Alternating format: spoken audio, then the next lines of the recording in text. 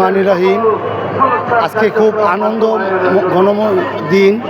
আজকে স্বাধীনতা, আমরা ৭১-এ স্বাধীনতা করেছিল, ঘোষণা দিয়েছিল শহীদ রাষ্ট্রপতি জিয়াউর রহমান। তারপর যখন ফ্যাসিস্ট এসেছিল ৭১-এ ফ্যাসিস্টের পরে জিয়াউর রহমান আবার দায়িত্ব নিয়েছিল, দেশের আপামর জনতা জিয়াউর রহমান স্যারকে দায়িত্ব দিয়েছিল। তারপর ওনাকে শাহাদাত বরণ করতে হয়েছিল দেশের ভালো কাজের জন্য। তারপর দেশ স্বৈরাচার নির্যাতিত ছিল, দেশে ফ্যাসিবাদ ছিল। ৯০ আন্দোলনের স্বৈরাচার আন্দোলনের পরে বেগম খালেদা জিয়ার নেতৃত্বে দেশ আবার এগিয়ে গিয়েছিল।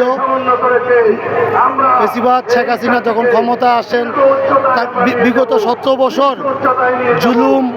জুলুম, আমাদের নির্যাতন নিপীড়ন, আমাদেরকে জেল খেটেছিল। বেগম খালেদা জিয়াকে দেখেছিলেন আপনারা কত রকমের নির্যাতন করেছে। অমানবিকভাবে তারেক রহমানকে নির্যাতন করেছিল। দেশনেত্রী ছোট ছেলে তাকে মৃত্যুবরণ করতে হচ্ছে, দেশের বাইরে চলে যেতে হয়েছে। আরাফাত রহমান কোকোকে শাহাদাত বরণ করেছে এই নির্যাতন নিপীড়নের কারণে। আমরা জুলাই আন্দোলন বলতে, আপনারা জুলাই আন্দোলন না, এটা বিগত ৭০ বছর যাবতীয় বিএনপি আন্দোলন করতেছে একটা গণতন্ত্রের জন্য।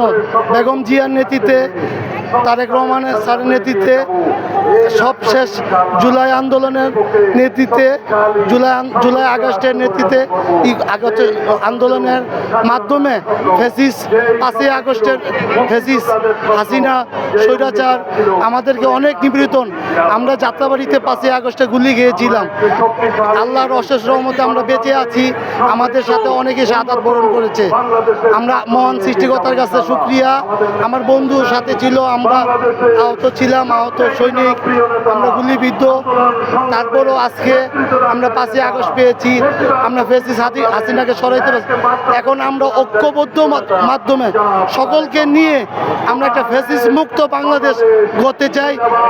অবাধ বেগম খালেদা জিয়া এবং তারেক রহমানের নেতৃত্বে সবাইকে নিয়ে আমরা একটা স্বাধীন বাংলাদেশ গড়তে চাই এবং সুষ্ঠু নির্বাচনের মাধ্যমে আমরা বিএনপির জয় আমাদের সুনিশ্চিত করতে চাই। আমাদের জয় ইনশাল্লাহ, জনগণ আমাদের পাশে আছে। তারেক রহমানের নির্দেশে আমাদের পরবর্তীতে বাংলাদেশের প্রধানমন্ত্রী ইনশাল্লাহ তারেক রহমানই হবে, এই বলে আমাদের আশাবাদ ব্যক্ত রেখে আমাদের বক্তব্য এখানে শেষ করলাম। আসসালামু আলাইকুম।